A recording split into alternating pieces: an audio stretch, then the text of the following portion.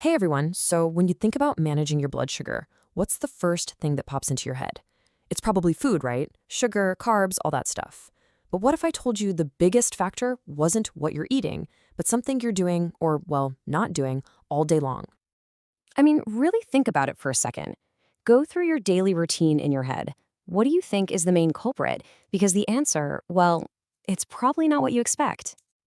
Most of us would immediately point to these, wouldn't we? The usual suspects. We're always told to watch our carbs, be careful with the rice, the bread.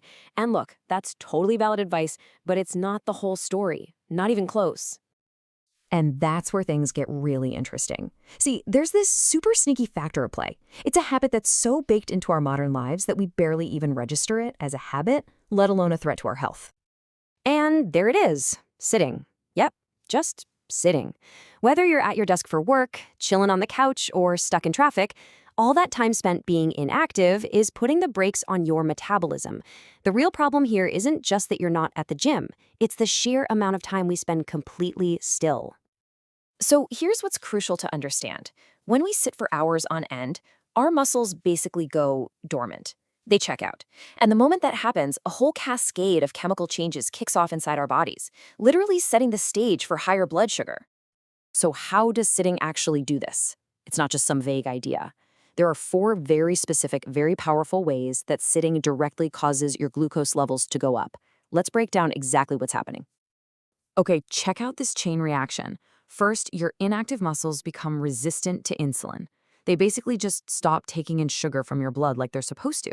Second, your circulation slows way, way down. This means less oxygen and fewer nutrients are getting to your cells, which just makes that insulin resistance even worse. Then, on top of that, your body's stress hormone, cortisol, actually goes up, which tells your liver to dump even more sugar into your bloodstream. And finally, all of this encourages belly fat, which is a massive driver of this whole vicious cycle. It's a true perfect storm. Now, I know that all sounds pretty grim, but here is the fantastic news. The solution is unbelievably simple. You do not need a gym membership. You don't need a crazy workout routine to break this cycle. You can start fighting back right where you are. Get this. Just a couple of minutes of moving around can drop your post-meal blood sugar by a wild 20 to 30%. That is a huge impact for such a tiny bit of effort. It just goes to show you how incredibly responsive your body is to a little bit of activity. And this chart just makes it crystal clear. Over on the left, that's your blood sugar spike after just sitting around. But look to the right.